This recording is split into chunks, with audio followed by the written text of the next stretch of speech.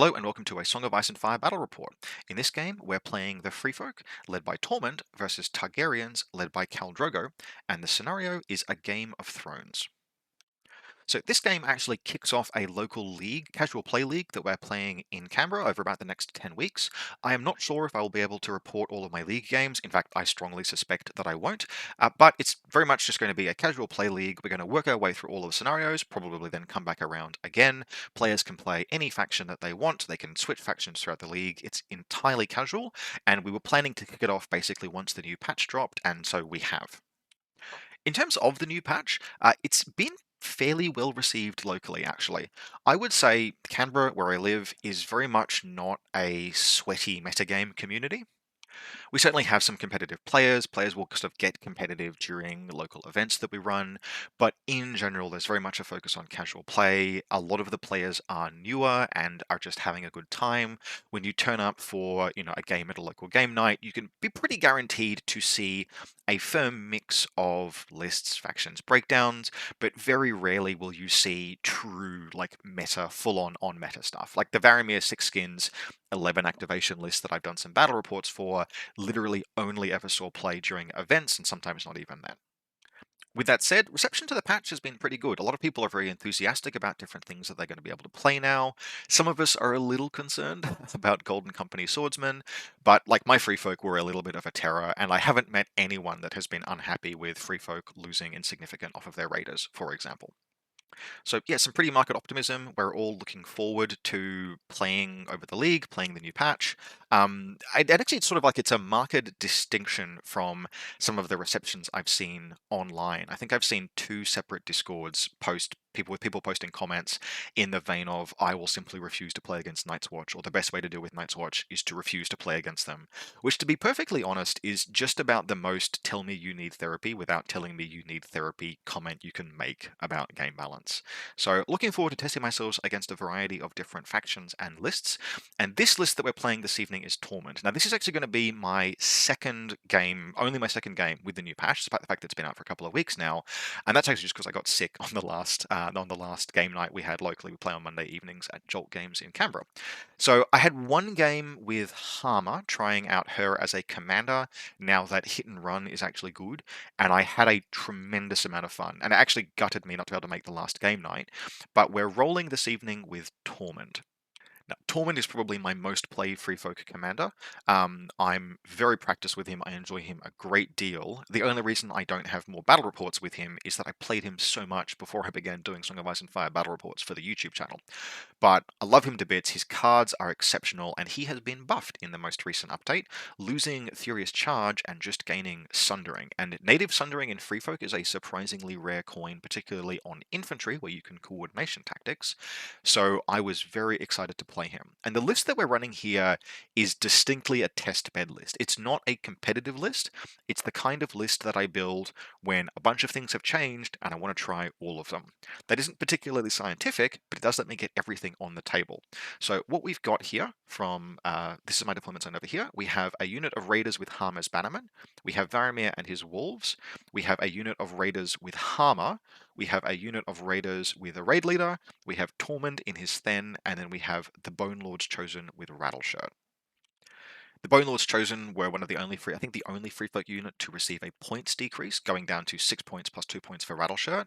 Now, that is still, honestly, it's kind of expensive, but 8 points for that feels a lot more reasonable than 9 points, and so I really wanted to put him on the table. I'll also want to play a game with Rattleshirt Commander, but he's kind of been nerfed a little bit. We'll have to see about him. Tormund is in Thenn. The big change to Thenn has been the change to Taunt. Taunt used to be one of my favorite abilities in the game, but I have to acknowledge that it was conditional.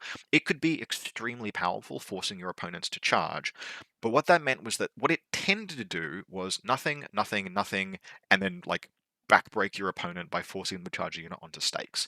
And that was very funny when it happened, but it was an ability that removed agency from a player. And the change to Taunt, where it is a long-range ability, it targets an enemy when they activate, and if they can perform an attack or charge on one of your units, they either must do so or become weakened or vulnerable. I thought it would be good. I was actually unprepared for how interesting that is to play with. We'll get into it during the game, but Thenn Their stats remain kind of average, Hold the Line is a nice ability, but Taunt as a utility element, I really want to play with more after this game. And then we have Varamyr and his Wolves, who I love. Then we have some Raiders. These Raiders all no longer have Insignificant, but what we're playing with here in particular is Harma and her Bannerman. Now, I'd like Harma to be in a non-Raider unit if I could. She's a big force multiplier. Sentinel and enhancement ability is incredible. Admittedly, she is 2 points, but I'm trying all of these things, and something had to give to pay for the Bonelord's Chosen. So Harma is just in a Raider unit, and then we again have her banner, which now gives tactical reposition in addition to regroup, which again is for 1 point that's an attractive prospect. So I don't know if Harma and her Bannerman will by any means be an auto include, but they for 3 points can flex a list in some interesting mobility ways. So despite the fact that Free Folk overall have been like, you cannot say that Free Folk, like, they've been nerfed this patch. The loss of Insignificant, the debuff to Varamyr, for example, Free Folk have kind of objectively been nerfed, particularly compared to some other factions who have been buffed. But the changes that we did got were not all negative, and the ones that were positive changes to the fact, I mean, Insignificant is a positive change to the faction, realistically, but the changes to things that are buffs, I'm very, very interested in. For my NCUs, I have Mance and Val. I basically always play Mance NCU in Tormund because Tormund's cards are so powerful that you want to draw them. Now, for my opponents list, what we have Dothraki Outriders, buffed in this patch to now always have precision if they use their Don't Move to Aim ability, which has taken away some of the need to have Jorah Mormont, who got a points increase, just making them a little more independent. We have Dothraki Screamers, who have picked up Sundering, otherwise stay exactly as they are. I really like Dothraki Screamers now. I kind of liked them before, but I accept that they were a bit challenging to use with their fragility.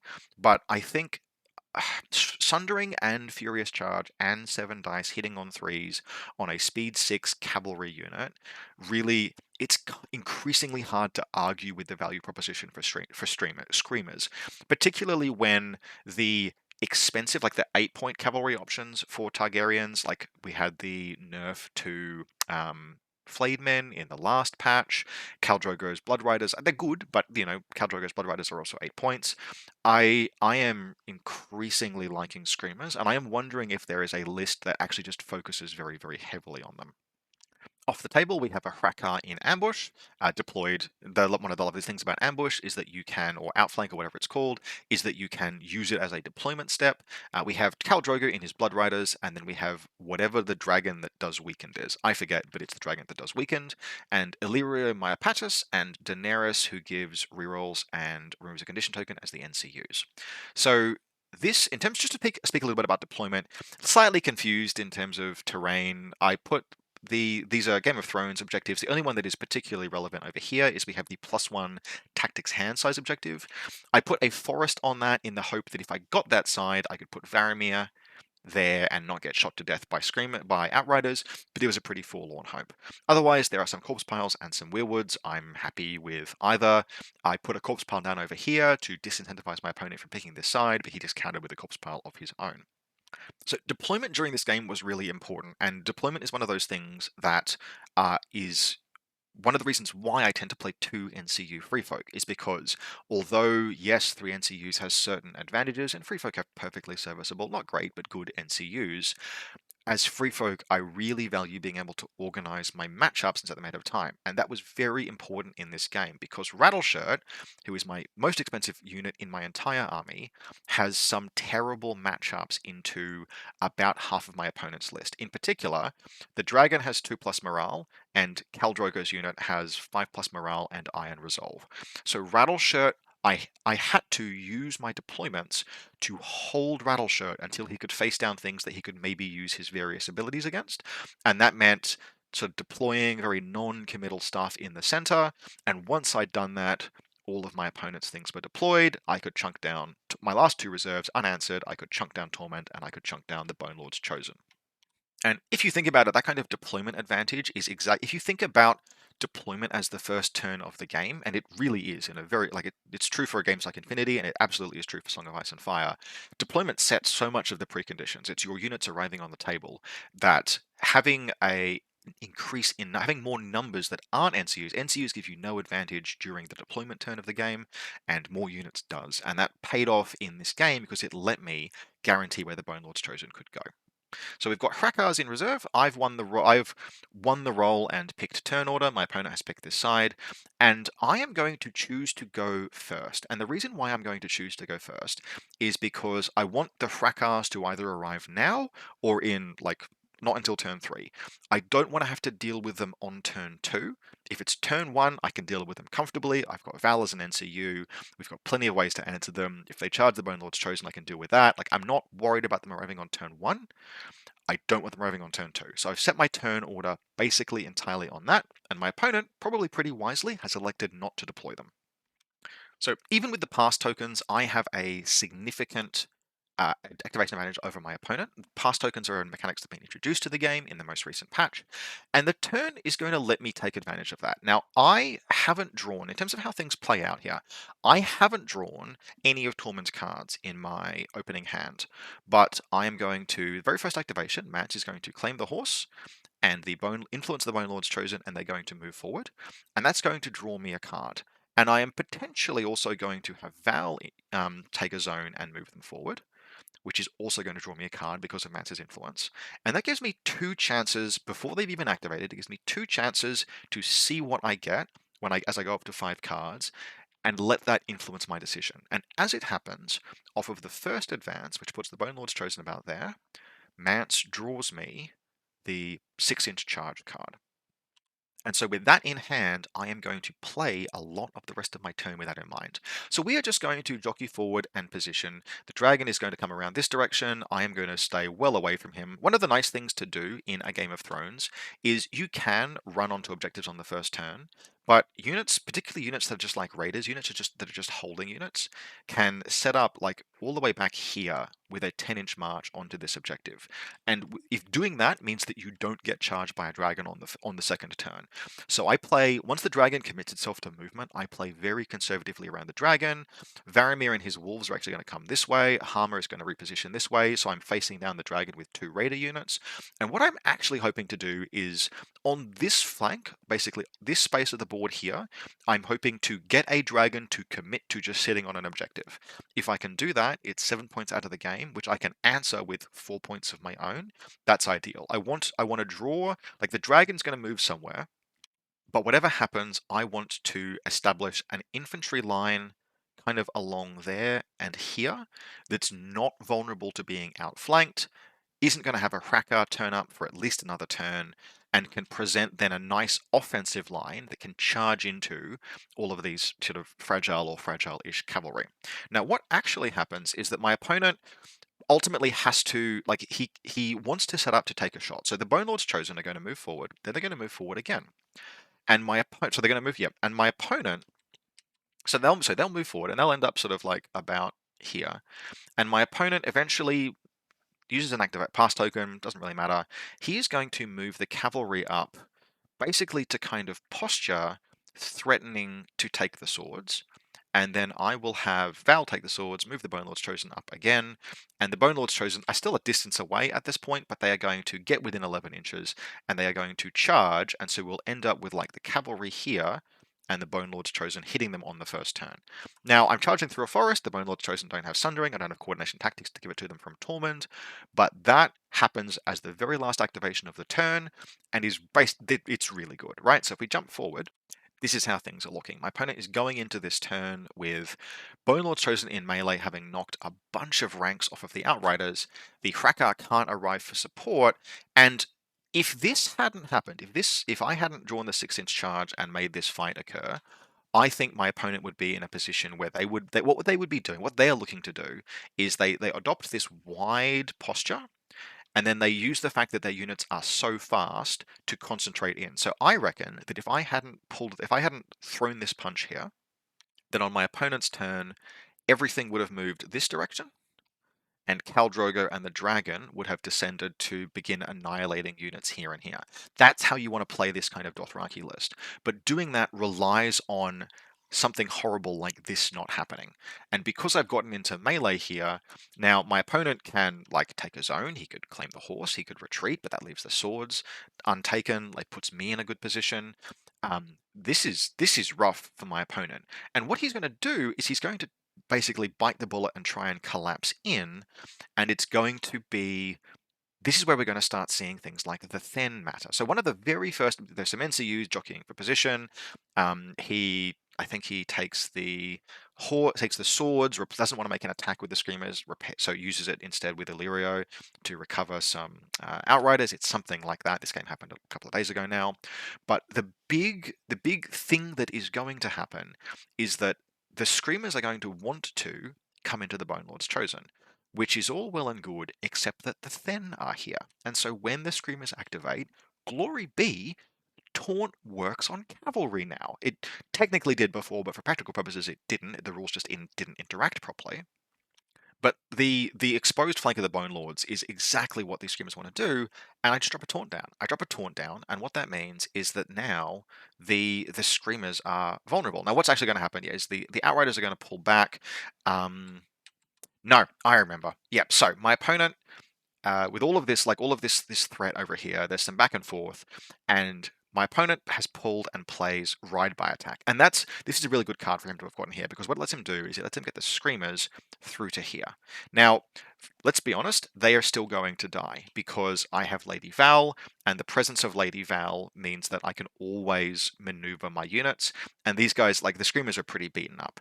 I'm going to collapse on them with Varamyr and with the Wolves, potentially even Tormund, but that gets the Screamers through and out of this problem, which then gets the Outriders through, which lets the Screamers go into basically the same position they were in, but because the Screamers are activating inside charge range of the Thenn, I can taunt them.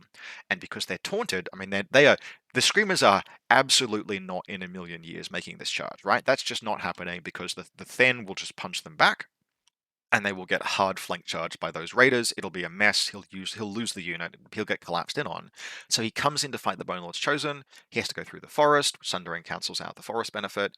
But the weakened, he actually rolls incredibly. He rolls 6 hits after weakened, but the presence of that weakened is really, really good. And the sustain of Rattleshirt is actually managing to make a big impact through this game as well. He takes a lot of damage. I think Khal Drogo is going to come over as well. We'll jump forward to the next turn and see in just a second. But yeah, the presence of taunt here, like this was the first time I've used a new taunt, and it was revelatory. I am really looking forward to more plays like this. So the Screamers are going to come in, the Bonelord's Chosen are going to punch them back. Khal Drogo is actually going to make his way across as well, and this is going to finally let me play diversion tactics. We're going to move Tormund up. The Dragon is going to faff around on this flank, but I've got it where I want it, right? The thing about the Dragon is that I don't really want to fight it. I don't have anything in my army that can kill it. I would like it to just be involved fighting raiders. Raiders are not insignificant anymore, but that's not the end of the world. I'm happy to just tie up a dragon with a 4-point insignificant unit.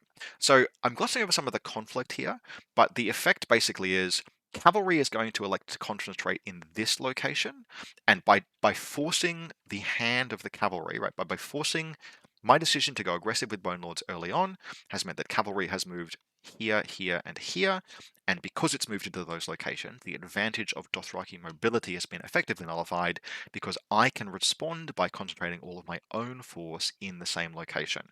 He isn't getting to annihilate my weak raider units, he's having to fight my stronger units, and that advantage, basically that is shifting the advantage to me.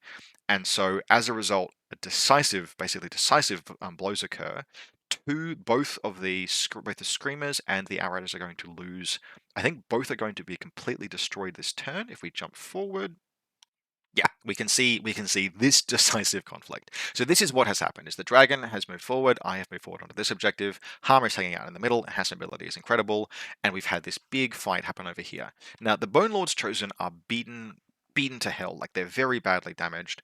This Outriders have been destroyed by Varamyr and his wolves, but the Bonelord's Chosen are alive, and they're alive because they have basically kept inflicting just enough failed panic checks. I even managed to force a failed panic check with There's Too Many on Khal Drogo, which did 0 wounds because he had Blood of the Dragon active by that time, but he still counted as failing a panic check, which healed the Bonelord's Chosen. And I think by this point in the game, the Bonelord's Chosen have healed 6 wounds, which means they're alive rather than dead. And because they're alive, Overrun hasn't played, and so we're about to go into, this is only turn 2, we're about to go into turn 3. I am going to take a swing at Khal Drogo. I'm not expecting it to kill him. It will, but I'm not expecting it to. And but I have this luxury of, he's down in ranks. Yes, he wants to swing out and kill the Bonelord's Chosen, finish them off, but I still have Taunt, and Taunt works in melee now. So Actually, what will happen is that Khal Drogo and his Bloodriders will just be killed by the Thenn in the flank attack, thanks to Sundering. Yippee-ki-yay, I'm really happy with that buff to Tormund.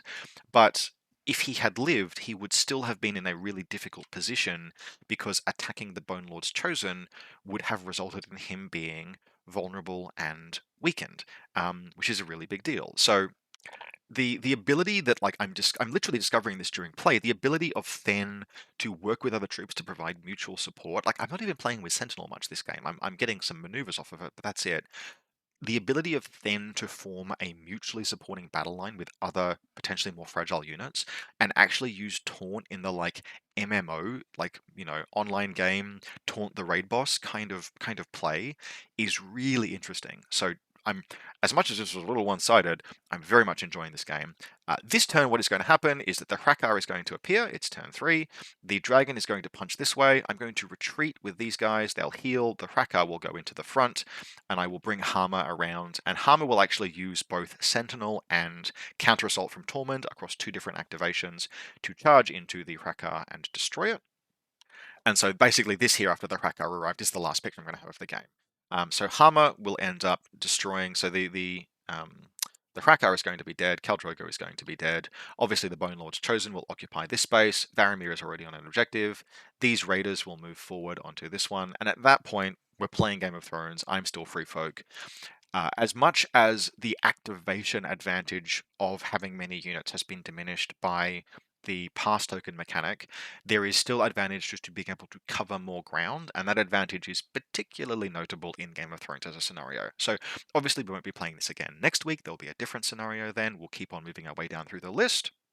Pausing, I think, only to skip Here We Stand because it is not a scenario and should never be played.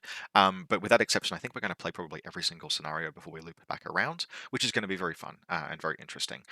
Slightly one-sided game to begin the league, but this was for a test bed kind of scenario, kind of list. Lots of things to really experiment with here. I want to play more games with Harma. I want to play games with Rattleshirt Commander. For the most nerfed faction, I think Free Folk will hold up just fine. They still have many mechanical advantages in the game. There are still things Free Folk can do that no other faction can do. The margin definitely has narrowed. Some of the worst things for Free Folk to deal with were like Prince of Dawn and Harman Allah, and that's been popped on the head. But with Lannisters, Night's Watch obviously is going to emerge. Night's Watch are probably going to be the strongest faction over the course of this next patch. I don't think they're going to be remotely close to unbeatable, but they will be very good. Night's Watch have always been good for kind of similar but opposite reasons to Free Folk, where both factions just do things that are fundamentally good in the game of Song of Ice and Fire. Night's Watch they scale into the late game, they are tough, they are dangerous, they're just well statted. In that kind of environment, Night's Watch don't do anything that's janky. They do things that are just fundamentally solid.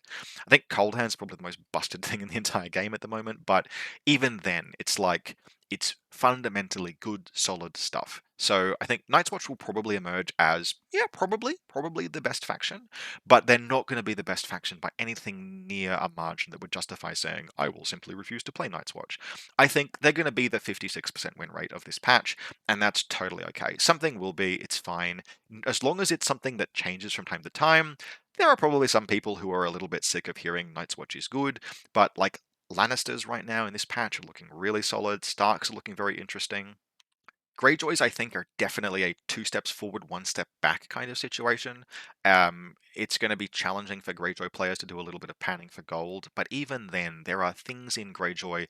If nothing else, I am looking at Greyjoy lists and I am writing Greyjoy lists that are very different to what I was playing before or writing before, and that's pretty cool. Baratheons, I saw someone say the Baratheons were a faction that had received mostly nerfs, and I assume that person has had a head injury because, good lord, some of the Baratheon changes. I can forgive someone for reading through the patch notes and being like, bad commander, bad commander, bad commander, I'm tuning out. But just the baseline changes to Baratheon units, and the change to Cordy Penrose as a commander, hot damn, he is on the way to the top. So I'm very excited for Baratheons. There's tons that I'm going to play. I will definitely focus on Free Folk first. They are my main love in Song of Ice and Fire, but I will absolutely be busting out some other armies over the course of this league. Certainly be playing Baratheons, probably be playing some Starks just to try things out. So very enthusiastic about this new patch. I think the 8 months since the last patch or thereabouts is probably bang on for the right patch period. So if we see another patch in 8 months' time, I'll be very happy. That gives us plenty of time to sink our teeth into what is currently on offer, and then as new releases come out. So yeah, not without some critique, but over like Night's Watch are going to be very good. Golden Company Swordsman, someone was on a little bit of crack when they came up with that change. But you can only play one Golden Company Swordsman unit in a list, so I'm sure it'll be fine.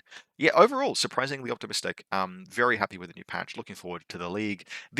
I'm not sure I'll report all of my league games, but I'll certainly report some of them. This was not necessarily the most interesting. It was a little bit one-sided, but I had such a good time playing that I had to record it. Had to talk about Taunt, had to talk about Bonelord's Chosen, had to talk about Free Folk getting nerfed. So yeah, basically that's the long and short of it. Game concluded here. Final score was 10 or 11 to I think 4 for the Targaryens. We will almost certainly see closer games. I got the easy start with Game of Thrones, which is an easy scenario for Free Folk. There will be tougher stuff coming up in future weeks. And if you like this kind of content, please let me know in the comments, because Song of Ice and Fire is something that I don't do that many reports on. If you'd like changes to the format or any feedback on how I do Song of Ice and Fire battle reports, or if you want to support me, you can do so through the Buy Me a Coffee link in the description. Otherwise, hope you enjoyed this, and I'll see you next time.